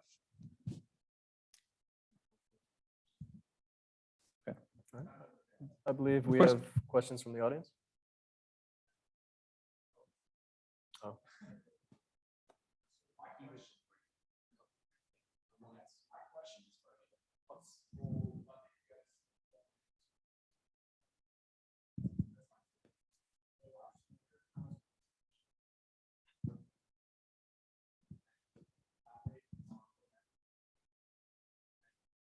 So just to repeat the question, it's how much research did you do before developing your platform and what methods did you use, correct? Yes. I definitely think that's loud. Okay, hold up. Maybe I don't think I can fix this. Most of my research came from analyzing what I thought I could personally get done in a year. And from there, I took a big hard look at all the stressful days in SA and decided to look back and say, what could we have done better? What do we need to do to be better? other than that, that's about it. Just self-reflection, which I think me and my role in SA kind of helped with to some extent in terms of needing to do research. But I also think that looking into myself a bit and thinking, what do I want to get done personally, also helped. When it comes to research, what I did was, first off, I basically went with what students wanted and what I knew, like I wish I would have as an undergraduate student, and where I felt like needed potential gains, and where essay I felt like could be better at. But most of all, it was about really finding out what the students wanted. And so I went around, like while I was making the points, I drafted the points for like two weeks or so, 2-3 weeks. And I went around and asked students what they wanted to see. I literally had revisions, like over 50 revisions on it. And because I want it to be what you guys want, not just what I want. And so that was the main part of it. And it's not going to be finite. It's really what the campus wants, what the undergraduates want.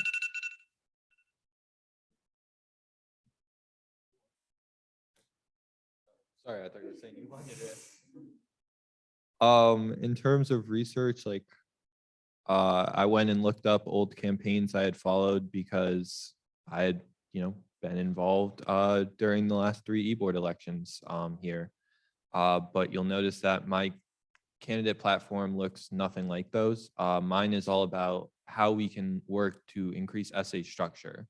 So I did a lot of research on the bounds of our SUNY policies, because SUNY Board of Trustees has a document that oversees everything we do. I talked to a lot of the student workers in here, not necessarily for campaigning, but just as part of my job and listening to their concerns, our SA employees, I mean. I talked to student workers as part of the campaign, and a lot of people seemed interested in these task forces. I don't know that there was any kind of like formalized like Wikipedia deep dive rabbit hole kind of thing. But I'd say we did a lot of research in putting it together and making sure we put our best foot forward. So my research actually started from when I started working at SA. If I were to show you on my phone, I have a note with like a list of all the stuff that I've just noticed that people have complained about. Some of them I've brought up to Will and Nick, some I haven't. So that's where my research started. That's where my campaign started. Then when I signed my petition, actually in October, I think I met with Nick and I said, hey, yo, I want to be in your role next year. What is it that I need? And he told me to come back in the spring.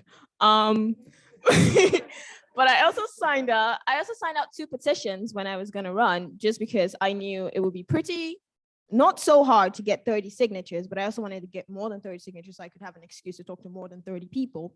And I got the 30 signatures and I still walked around with an empty petition at times just so I could talk to more people, so I could get more people's feedback on it. I spoke to the advisor to SA, the one who knows stuff. And has seen lots of e-boards, and he told me things about it, and those were my methods. I'll add on because I feel like we did more than that, and I actually just want to say that real quick, or no? Are we just one per party, right? Okay. Right. So I think we're going to do the rest of the audience questions and a closing statement. Yeah. Hi. So last year, student club rooms got taken away, and originally it was under the pretense that it was because of COVID and that it was like for sanitary reasons. And then I believe a lot of clubs thought that it was going to be temporary, but it's been well over a year now. We're like halfway through the spring semester, and the university has instead taken those club rooms and replaced it with either their own offices or like student union lounges. And I was just wondering what the president's thought on this issue and whether or not they planned on doing something about it. So this is for the president, correct? Okay.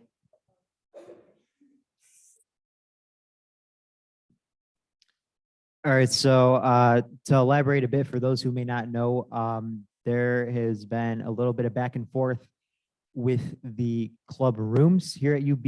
It has created what I would call the storage crisis of 2022.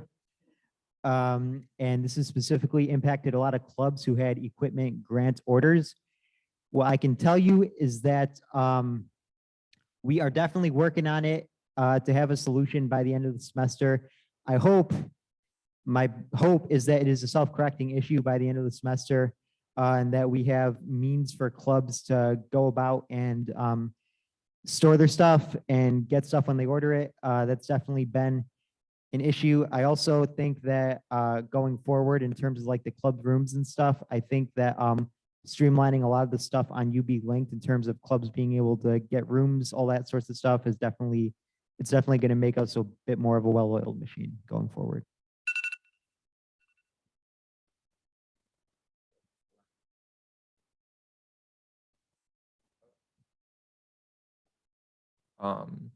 So yes, club rooms at the end of last year, I actually still have this email in my inbox because it was an email. We're basically told that they have to clean it out because they were getting cleaned and repainted over the summer. I believe those were the words the student unions used. And then this year they gave us a couple closets and we're putting totes in them for clubs. And then clubs are trying to book rooms around campus and getting double booked. So clearly that is not a system that's working. We need to bring back club rooms. What are we going to get every room back in the student union? No, absolutely not.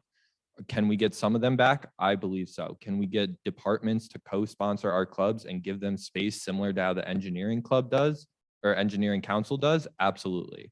I think that is about working with our clubs specifically to find all these spaces around campus that we can still take up, because permanent housing for clubs is so important to that club's dynamic. So on that, I do know that the current e-board, which is why I kind of made Austin answer, is working on it. But I also think that what could happen, assuming it doesn't get fixed this semester during their term, in the next term will be more conversations with the school, because SA doesn't really own any buildings or any rooms. So we can't really say, hey, go use that room. We got to talk with the school. So just be having more conversations, pushing it forward, having as many meetings as we can, you know, talking nicely and making requests, showing the issues, maybe getting clubs to state, you know, getting quotes from clubs as to how this is hindering their process, how this is hindering their college experience. And hopefully that pushes it forward and makes them, you know, provide the rooms that you guys need.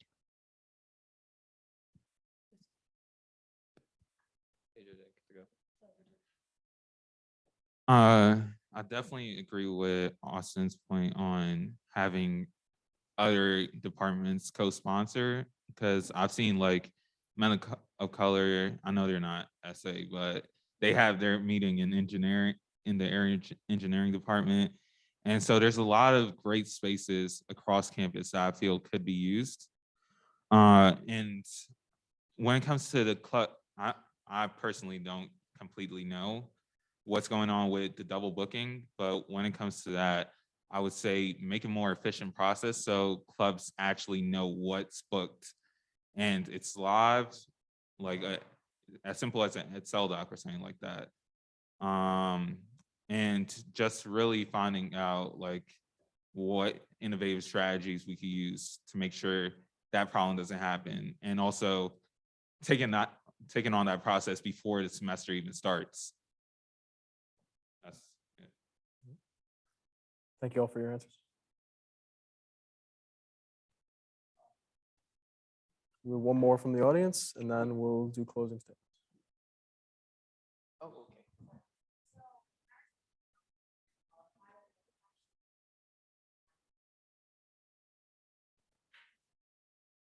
This is for everybody? Yeah. So what would make me unique would probably be the fact that I am the only presidential candidate on this podium right now who can actually stay here for more than 1 year. So y'all can hold me accountable. So if I make any promises, if I make any statements, in the next year, y'all can be like, Becky, hey, yo, you messed up. How are you going to fix it? Or you did this. Rather than, oh, I messed up. I made a mistake. Bye-bye, I'm graduating. You know, so that would probably make me more unique in the fact that you guys can check me on that. I would say that I don't really need to be unique. I think my goal in the vice president position is to relate to the students. And because I'm a student, so, I want to be them. I don't like really want to be like, this sets me apart and I can't really think or relate to you, because that's not my goal here. My goal is to listen to the concerns of the club members and students, because students are a part of student association. So I don't think I need to be unique to be the vice president.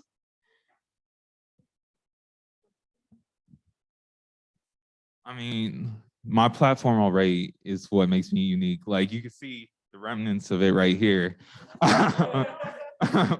and that's not a shot at anyone. That's just showing you an example of just how much I've really made an impact on this campus already. And when I make that impact, it comes with two sides.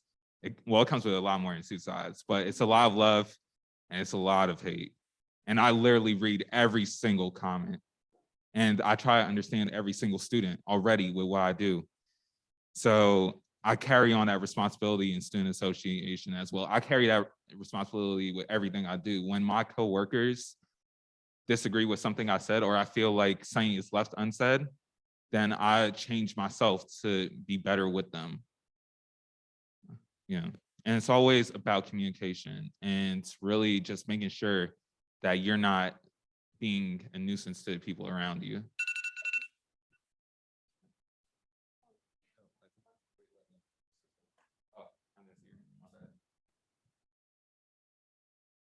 I think I have been through the rigmarole and I have a lot to give.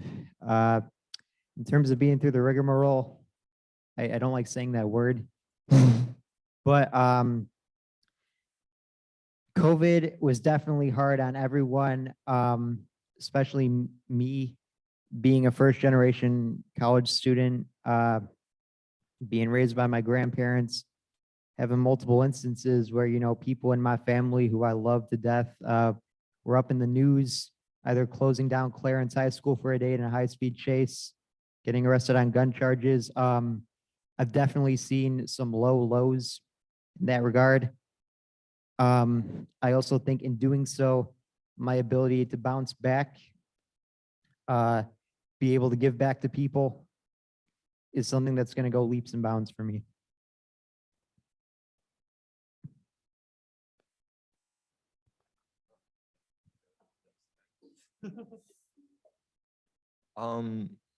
So I guess obviously I'm the treasurer, right? I've already talked about that way too many times for this town hall. So I have like that financial understanding of the organization, which I think is pretty unique.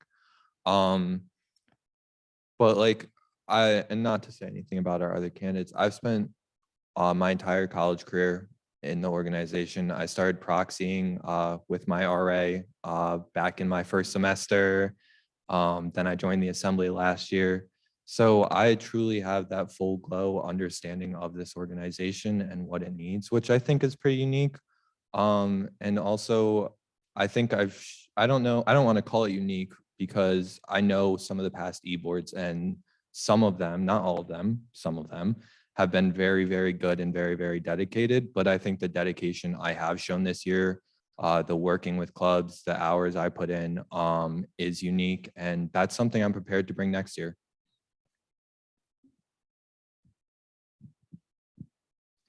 So in terms of the vice president, not being unique is good because I think the main goal for all VP candidates is just to care mainly about clubs and wanting the best for them.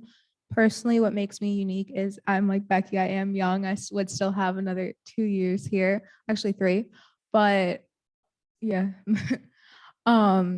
So my freshman year, I didn't really do anything but sit at home and type in on my laptop or like do Zoom classes. So I really wanted to make sure students were involved. And that's what makes me unique is I have that passion because we went a whole 2 years without it. So I want to make sure that students can have a life back on campus. And yeah, I think mainly that is my main goal. And yeah. So something that makes me unique for the vice president position is that I was on e-board for one of the largest clubs on campus. And I believe that that gave me the insight view, like I said before, the relationship between the clubs and SA. And I feel like that's very essential when you're working towards understanding the students and the student club members and understand where they're coming from, because I could actually say that I've been there and I understand some of the struggles that the clubs go through in order to be heard. And I also want to add on that I'm very motivated in what I do because of these past experiences that I have. I know that it could be done and I'm going to work towards it. I guess it's not so unique anymore now that Montana and Becky said it, but what makes me, I guess, somewhat unique is that I'm also young. I'm a rising sophomore, so I'll be a sophomore taking this, hopefully take this position next year. And so that gives me a lot of time to be involved with SA, involved with the campus. Even if my future isn't with SA, this position would give me an enormous advantage in understanding how the campus works and how to help better UB for all the students, even if it's 2 years after next year, or if it's the 3 years after I get the opportunity to run for this position and understand the campus better. I have a unique perspective of being able to be here for another 3 years after this one. So I think that is a really unique aspect that I bring to the race here. Thank you, Tyler. Many of the candidates have said that they are unique, and some have said that their uniqueness is not what brings them to the table as a good candidate. I believe that I am a mix of unique and, not unique. Of course, I think my uniqueness is less of my qualifications, not to say that I am underqualified, but I am a full-time college student and I'm also dedicated to this position, which every single person up here can say. My uniqueness is more in, and this is also relatable, but I'm not just like a robot. I'm not going to say like I have a million qualifications. I'm not wearing an Apple Watch or hair gel. I don't know if that applies to anyone.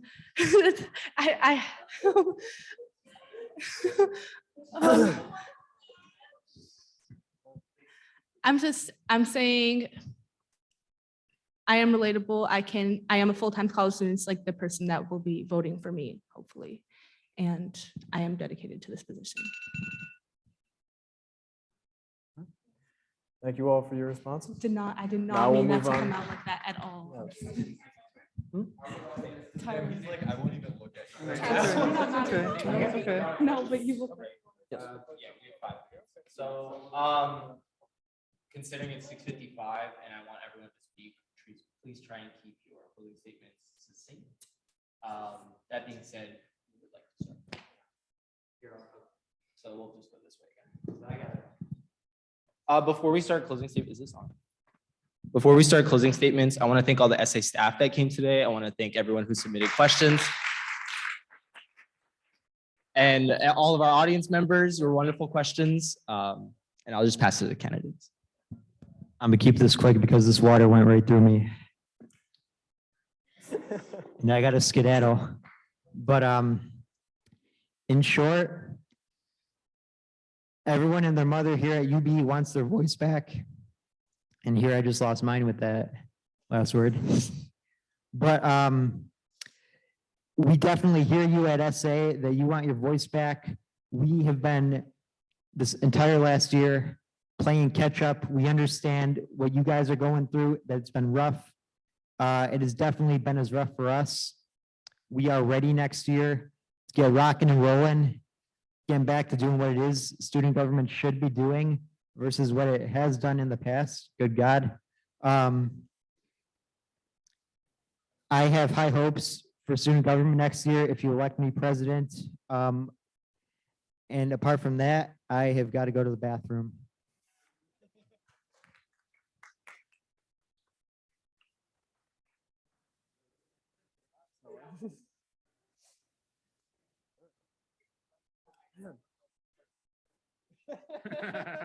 All right. So basically my mission with this is like, obviously SA is amazing. Like I really love just all the opportunities SA has created so far.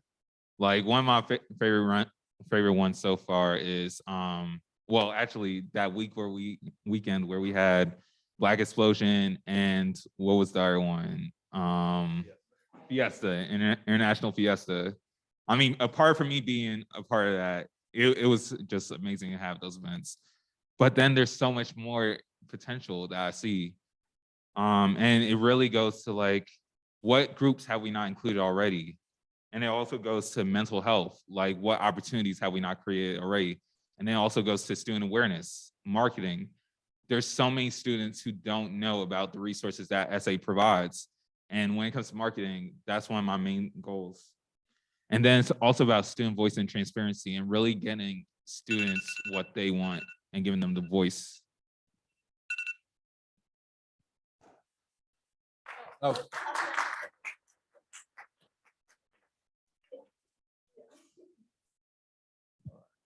So first thing, thank you guys all for coming out. Like I said, during the campaign, you hear a lot of like, I just don't really care about my student government. So all of you being here is truly amazing. As a reminder, I'm Austin. I'm a rising senior. I'm running with Montana and Tyler on the Blue Strength ticket. And we're working to keep building. A lot of the candidates here, we've talked about what we're going to advocate for, but I want to bring in the new structures. I want to keep building on that, and I want to bring new people in. I've seen, a ton of great candidates here tonight. Becky and Nathan are already involved in SA. Nathan ran for election at the beginning of this year for academic council. So to you guys all, please, if you don't win, this goes for me too, please apply for a job in SA. Please run for the Senate, whatever it is. You've all shown yourself to be passionate advocators, so please bring that back. Our platforms strengthen SA knowledge, strengthen SA clubs, and strengthen SA's advocacy structures. Please vote for me. Thank you.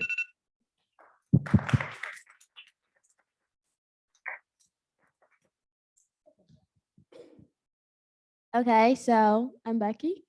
And I just wanted to let you guys know that regardless of how elections go, I'm not going to stop, advocating for what I'm advocating for.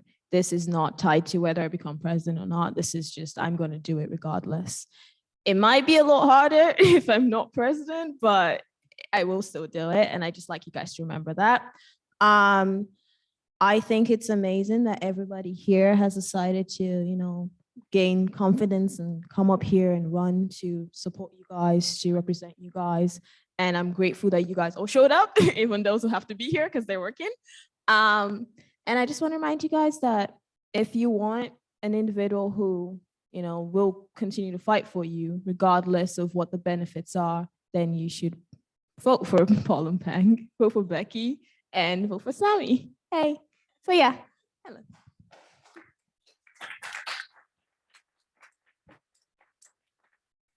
Thank you, Becky. Hello, I'm Sammy. I'm not going to go over my platform because everyone's platform is pretty similar. So I just want to say, please trust me. Trust that Becky and I have done the research to make a platform that resonates with students. Trust that I have the skills, experience, and care to listen to the students and be the best person for the vice president position. And if you feel like you don't really trust us right now, check out our website, paulandpang.com, because a lot of information is on there. And if that still doesn't work, reach out to Becky and I anytime of the day, and we will always be open to talking to you and hearing out your concerns. Thank you.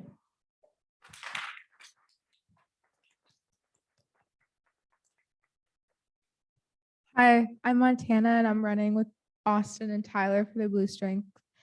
Personally, this experience just has been great because last year there was only a few candidates, so it's nice to see more faces here.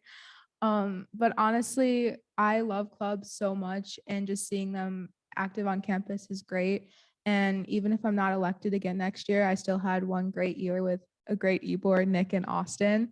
So, and I will still be very active in clubs and advocating for them as well. And just vote for us because we have the experience and we genuinely care about people, and we will spend so much time advocating for them. Thank you.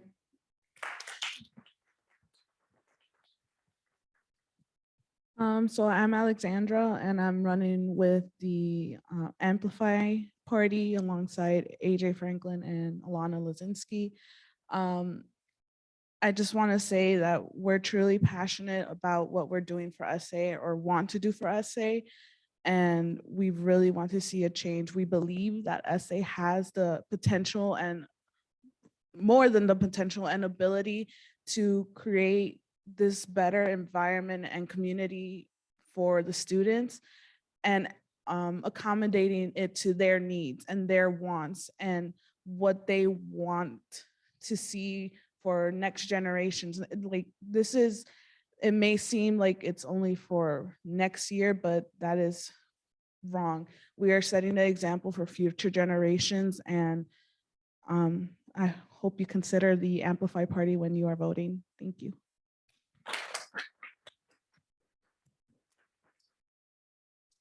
Hi, I'm Tyler Herman. I'm running for treasurer with the Blue Strength Party with Austin and Montana. The biggest parts of my platform are going to be expanding the procurement department that was just announced to be exactly what the clubs need to be, alleviate that stress from the finance department of working with vendors and ordering, so that we can get the packages to clubs as soon as possible and get payments out to clubs as soon as possible. I'm also going to work with our fiscal agent, FSA, to get ourselves a credit card, or at the very least, a somewhat modernized payment system to get money out from clubs as soon as possible. Other than that, if you need clarification on any policy points that we mentioned tonight, we have our policy statement up on our Instagram, UB_Blue Strength. Other than that, I hope you consider the Blue Strength Party when you're voting for the ticket, March 20th to April 1st. Thank you.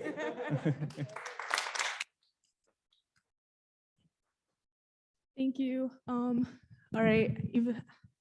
I hope you will consider my nominations to be. I'm sorry, I'm not good at speaking into a microphone. I'm not going to lie to you. I hope you will trust in my party, Amplify. I'm running with two amazing candidates for both president and vice president. Alexandra is way more than qualified. She is, as she said, she's an e-board member of one of the largest organizations on campus, one of the largest clubs, LASA. We have AJ Franklin, or Boombox Boy, who everyone and their mother knows about. I'm going to keep it short and sweet. I respect all of my candidates here. I think everyone here is more than qualified, but I really hope you will consider Amplify. You can find out more information about us on our Instagram, Amplify_UB, where our landing page is in our bio. Thank you.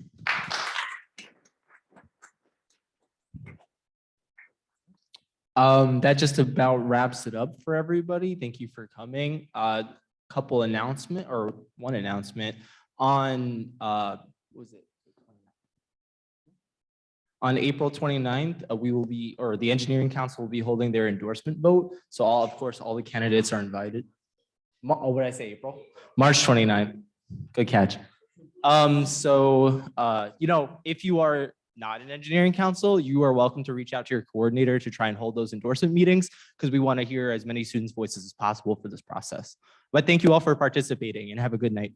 All right, let's get a round of applause for our candidates. Before we- Thank you all very